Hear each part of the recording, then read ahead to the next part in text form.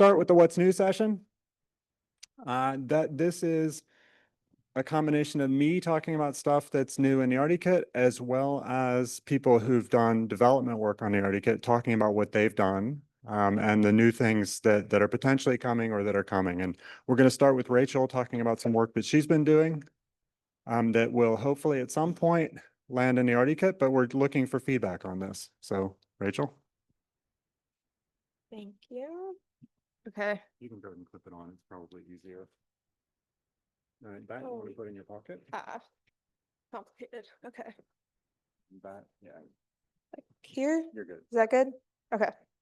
Is this the clicker? Okay, cool.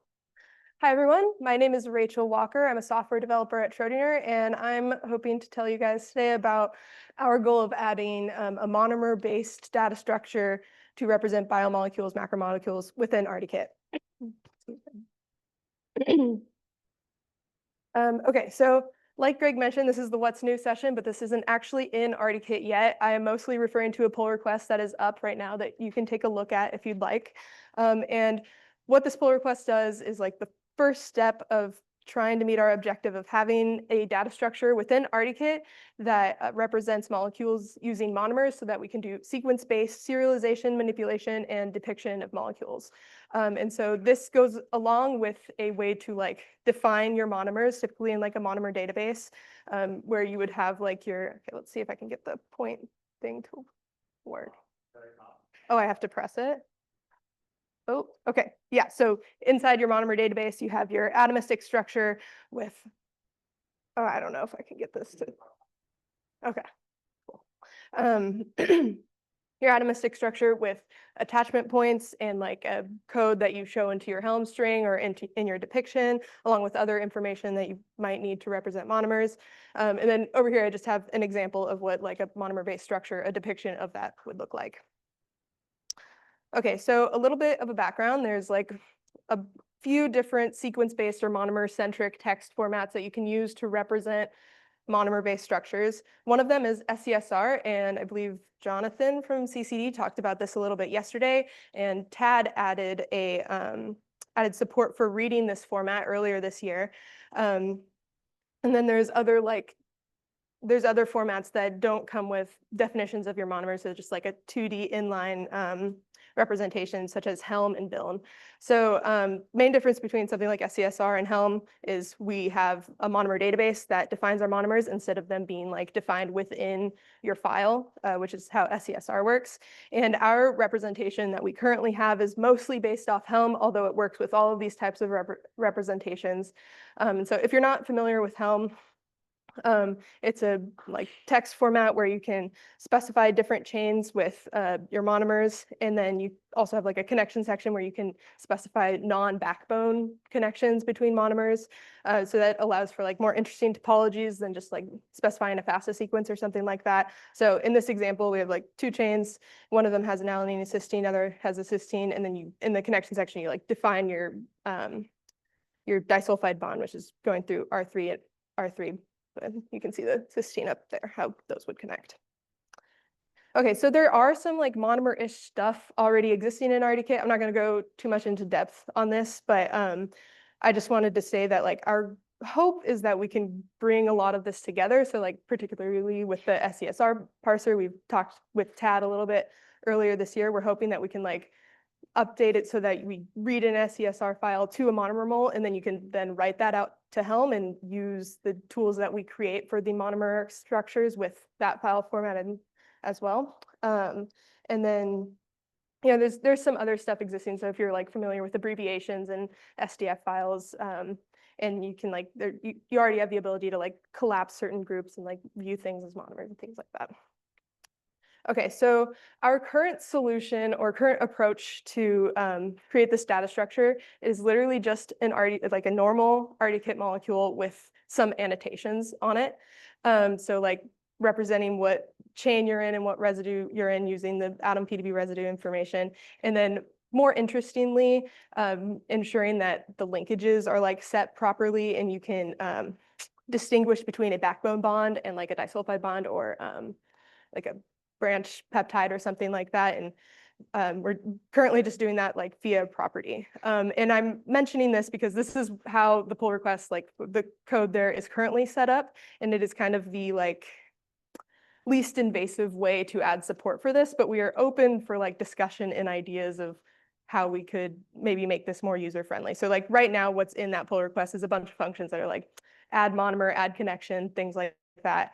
And then you could build up a monomer and then, or sorry, build up a MonomerMol and then like write that out to Helm and or do things with the MonomerMol itself.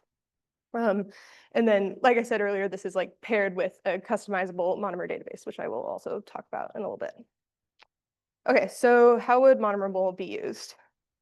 Our general vision of this is that you have your like atomistic based structure and you can translate between that and a monomeric structure. And on the atomistic side, you do your normal like cheminformatics stuff, and then you can translate to monomeric and do your like bioinformatics based stuff, and translate to like sequence-based formats from there and translate to atomistic-based formats when you're in atomistic world. So I'm going to show like a few prototypes, I guess, of like some of these things real quick. So I'll start out just depictions. I mostly have just been referring to peptides so far, but like we can also depict RNA. The Helm format has either RNA, peptide, or chem chains. So it's a few examples of where like there's kind of interesting topology here, and you might not just want to look at a sequence. Converting between atomistic and monomeric. So a couple examples from the RCSB where like we have kind of interesting topologies here. And this is another example where instead of coming from something where we like have residue information, we have to like find monomers and turn it into the monomeric mole. So like also in this example, we have like a somewhat interesting topology where you have a branched monomer, DK, subsequence searching. So one of the like benefits of just using a straight RDKit molecule and like annotating that further is we can use all of the existing like graph algorithms implemented within RDKit, and we don't have to implement new things. We can just kind of tweak them a little bit. So this is an example of that where we're using like the existing substructure matching. Obviously, searching like for a subsequence is pretty easy, but if you have more complex topologies, that can be, you're gonna need something graph-based instead of just like a linear sequence-based. So in this example here, I have like two queries. I hope you can see that. One of them has like the branched monomer, and one of them is just within the backbone. And so we would expect one of those to match our MonomerMol and one of them not to. Another use case for this is a MonomerMol hash. So like you can imagine if you wanted to like register larger modalities where you have like lots of chains or something, the thing you want to do at the core of that is have a specific unique hash for your each of your chains or your MonomerMols. So this like there's a few ways to do this, and one of the things that we considered for a while was trying to canonicalize a Helm string, and that that has some difficulties to it. Like you specifically, if you have like, you can break things up into different chains, and bringing in everything back to like a single canonical Helm string can be a little bit difficult.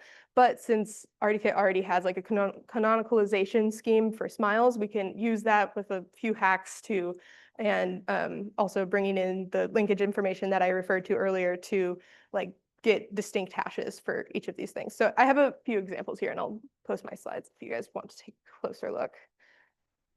Okay, so some other uses, like I said, since this is really just like an annotated graph, anything that is graph-based that's happening in RDKit, we can use on this monomer-based structure.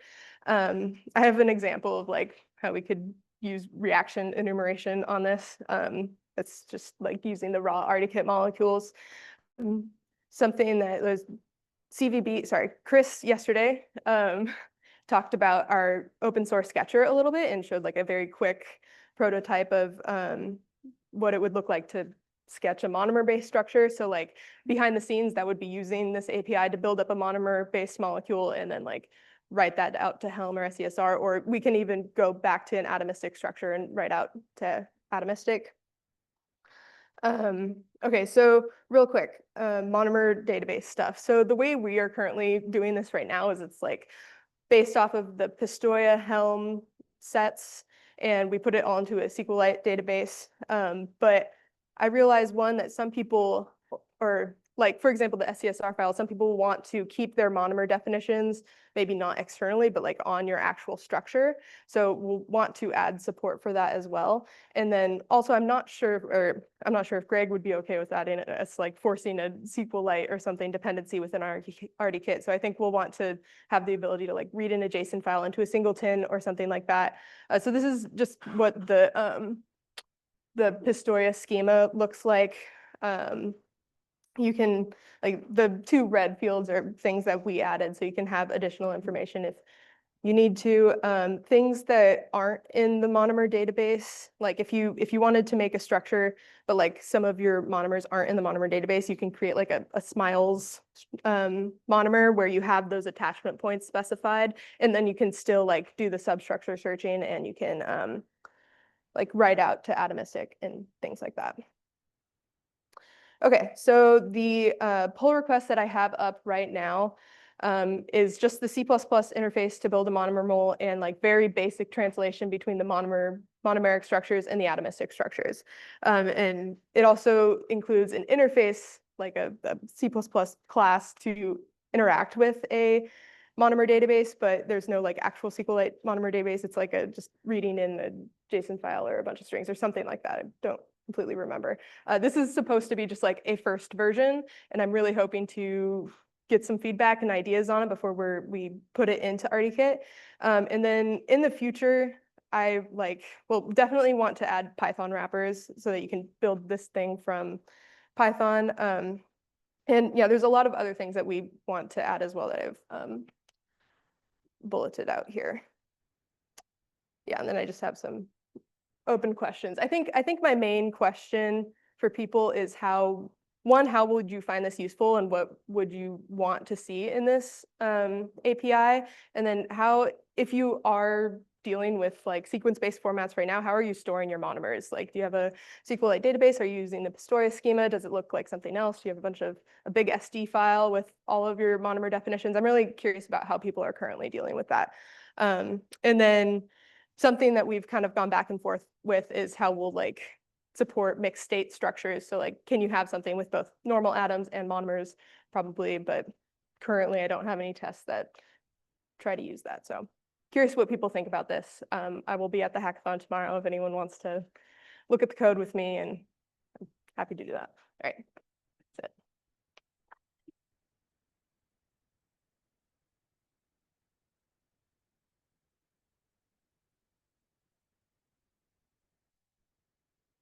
So I think given time and that this is a fairly complicated topic, it probably makes sense to take this up in Discord, questions on Discord, and then during coffee breaks or at lunch, and or at the hackathon tomorrow. But thank you, Rachel.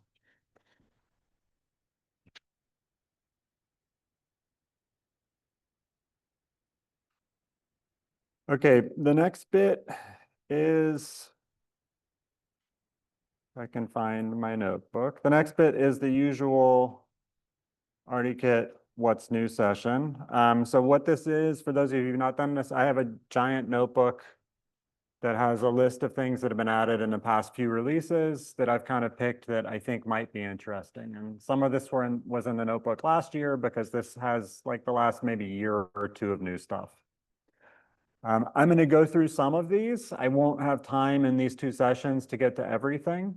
Not all of this is going to be interesting to everybody, but hopefully you'll see things that are interesting. The notebook is going to be in GitHub at some point, soon, hopefully.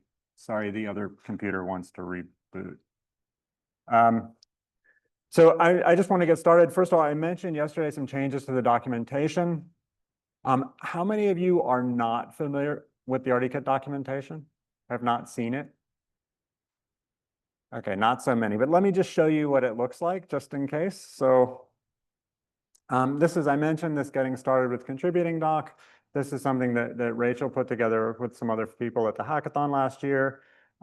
This is what the docs look like. I mean, there's a bunch of stuff in here. There's sample code, etc. This is just done using Python's normal documentation generation interface, so using Sphinx. The overall documentation looks like this. So there's some stuff on installation, which really isn't relevant anymore because it's gotten so easy. It used to be that installing the RDKit was a big show, and it's easier now. But there's the Getting Started guide. This helps you learn basics from Python. The Getting Started, the RDKit book is probably, if you don't know this resource, it's a good place to look at if you have questions about why the RDKit does what it does, or have technical questions about things like how aromaticity works in the RDKit, or how the stereo algorithm works. We try and put explanations of how things like the theory or the algorithms behind things that are not obvious. We try to get them in the RDKit book so people can look it up. This also includes a list of things like the smarts extensions that the RDKit supports, what CX Smiles features we support, etc. It's a really good resource if you have questions about what the RDKit is doing or why it's doing it. And then, of course, the other thing we have in the documentation is just a list or a normal API documentation, all of the Python functions and what their arguments are. Okay, that's docs. I'm going to start with, let's see. I think I'm going to start with one of the things that changed. So how many of you know about the mol.debug function? Okay. This is something, if you're using the RDKit, you probably should know about this, because if it does something strange with a molecule and you want to understand why, this function is how you find out why. So basically, if you construct a molecule and you call mol.debug, it tells you everything that it knows about the molecule, right? So it tells you about all of the atoms, what the charge is, what their degree is, the explicit and implicit valence, the hybridization. If there's chirality on it, it tells you about the chirality. If you have stereo groups, it tells you about the stereo groups. You have all of the bonds. It basically gives you all of the chemistry information that it's perceived about the molecule. So if you ever have a question about why it's behaving in a way you don't expect, or you want to know why it's doing what it's doing, debug is just a great way to do that. And we keep making improvements to this to make it easier to read. So it used to be the chirality would just give you a number and you would have to know what that magic number means. And so we tried to make this a little bit easier. Now, if it's chiral, it tells you it's counterclockwise and it tells you which atoms are involved in the counterclockwise definitions. We're trying to make it easier to understand what's going on. So I think that's a useful kind of usability thing, and it does make it easier to understand what's going on. Again, if you ever have questions about why the RDKit is doing what it's doing, start here. Right? Hopefully that's useful. Another one I want to call out, so we have all this great Jupyter integration where you can show molecules, you have control over how the molecules are displayed. For doing three-dimensional stuff, there used to be, if you wanted to draw more than one molecule, there was this function that I had included in a blog post some years ago that basically I saw a lot of people, I copied it and pasted it in loads of my notebooks, and I saw lots of other people doing this. And I realized that's stupid. We should put this in the RDKit itself. So if you have multiple molecules you want to display in 3D now, there's a function that just says draw mols 3D. You give it all of the molecules you want, and it just displays them all at once in one JMol, pi 3D mol viewer. And you have some control over this. You can specify the colors of the molecules, et cetera. It's just a convenience function that I think makes things easier if you want to work with molecules in 3D. Let's see. We mentioned, Anna talked about the synthon space stuff yesterday, so I want to show you what that actually looks like from inside the RDKit. This is work that Dave Cosgrove did. He did that. It's come in pieces and a number of RDKit releases, and Dave continues to work on it and make improvements. I'll show you what is there now, and then I'll say a little bit about what's coming. A lot of this work was funded by Andy Palmer, and there's a blog post that David did, so an RDKit blog post. Is there anybody who doesn't know about the RDKit blog? Okay, good. There's a blog post that David did, a guest post where he explained some stuff about the synthon search. I just want to show it here because I think it's useful. I'm going to show timing information. That timing information was all generated on this laptop. Okay, so this is a 3-year-old consumer laptop. It's not some super machine. So when you see timings, probably your laptop is faster than this. What I'm working with is I think this is Freedom Space 3. Anna, is that right? Do you know the 2023? So this is the the older version of the Freedom Space. I just don't have the Synthon file for the newer one because I haven't sent the email yet. So I apologize, I'm not showing the newest Freedom Space. So what I do is I read that in. So I start by creating a Synthon space. I read in this SPC file. This is the one that has all of the pre-processed Synthon, so it's faster to read. Generating this file initially takes a little bit. So it takes, I think it took 3 or 4 minutes on my laptop, but you create it once and then you save it and then it's fast to read. So we can actually go ahead and do that. This is about 9 billion molecules that are in the Synthon space. We'll see how long it takes. On my laptop, it didn't take that long to load it. You can see it's 9.4 billion molecules. There are 10 reactions in the file. This is the molecule I'm going to use for my query. So let's do that. And then I can just do a substructure search across that Synthon space. So you can see that doesn't take very long to do. So that's 9 billion molecules running on my laptop. I think the nice thing about this is that the way it's being done is it's a clever algorithm in the back. It's not our algorithm. This is the team that is the company that is now Alifron. They did this work when they were still at Actelion, and they published how to do this. And it's just a smart algorithm for searching these spaces instead of doing something brute force.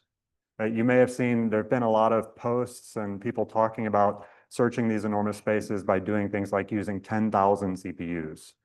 There's a great Google demo where they do some RDKit substructure searching on enamine real with 10,000 CPUs, and they get really fast results, but they're using 10,000 CPUs. It's nice to be able to run it on your laptop and not use 10,000 CPUs and burn all that CO2. And then, of course, you can just get the results back from it. This is showing the results, and the molecules come back with names that don't make sense to me as a human, but these are the synthons involved in the reaction, and you can send these off to ChemSpace and they can be ordered. I know that's right? This format is the useful format for you guys. Hopefully, that's what we were trying to do. Yes? Yeah, good. Okay, and then we can just do some timing information just so you can see how long it takes in general. So that using Python's time it thing, that takes about 270 milliseconds to do that search. Getting the hits back takes about 18 milliseconds. So this really is fast enough to just use on your laptop. You can do really fancy substructure searches. So this was just a molecule. I can use smarts, or I can do even fancier things like using what we call generalized substructure searching. Anybody know about this, the generalized substructure? Okay, I was afraid of that. So I keep talking about this because it's something you should all know about, because you can do really powerful stuff with it. So back in the day, people spent a lot of time thinking about how to describe generalized queries, more complicated queries. So for example, what I'm constructing here, and I apologize, I'm doing this in Smiles because I no longer have a sketcher where I can draw these things. What I have is a molecule. This is my basic query. And then these 3 atoms are indicating, or the shading on these 3 atoms indicate that this methyl group is attached at one of those 3 points. Okay, so I'm doing a query where I want to find something where any of the 3 substructures defined by this with a methyl group here, here, or here are those are my substructure queries. Is that clear? So that's a variable attachment point. There's a number of other things generalized substructure search can do. There's a couple of RDKit blog posts about doing this. So things like generalized attachment or variable attachment points, link nodes, or doing tautomer and sensitive queries. That's all in the RDKit. Most of the RDKit substructure searches support this. So the substructure library supports it, the cartridge supports it, and the Synthon search supports it. This is just a really nice way to describe queries, I think. Is it clear what the query is asking about? Okay. I can do this. I can do searches. This is how you get that structure set up. It's a little bit more complicated to do the substructure search, but this also does not take a huge amount of time as long as I actually import everything. These queries are, you can see it says complex queries can be slow. It takes 1,000. It takes maybe a second or two to get the first 1,000 hits. This is still pretty fast. So I think it's really quite useful. You can see, so if I do the timing on that, it's 1.6 seconds. The other thing you can do, there's similarity search. So here I'm showing doing a similarity search for esomeprazole using a ArtiKit fingerprint, using it's a Morgan fingerprint with radius 2. I first have to build the fingerprints for the space. That can take a while. So it takes a minute or so. I'm not going to do that right now because you don't want to wait for this to run. And then when I go ahead and do the query, you can see I can get back results, and you get back the similarities of each of the results. So you can do the similarity searching. Anna was talking about this yesterday. These searches are a little bit slower, so that takes 10 seconds on my laptop. Instead of taking milliseconds, because the similarity search is computationally more difficult than a substructure search with the way these algorithms work. The algorithm for the similarity search is from Matthias Rari's group. This is the spacelight algorithm that we're using. So again, we didn't invent any of this stuff. We're benefiting from all the great science that people have done in the past.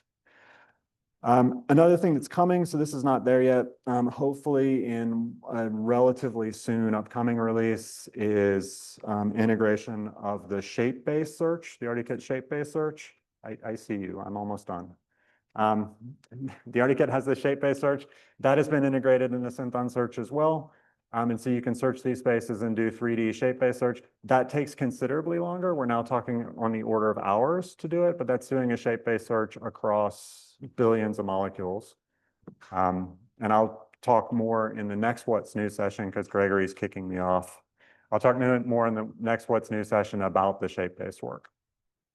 And now we will move on. So.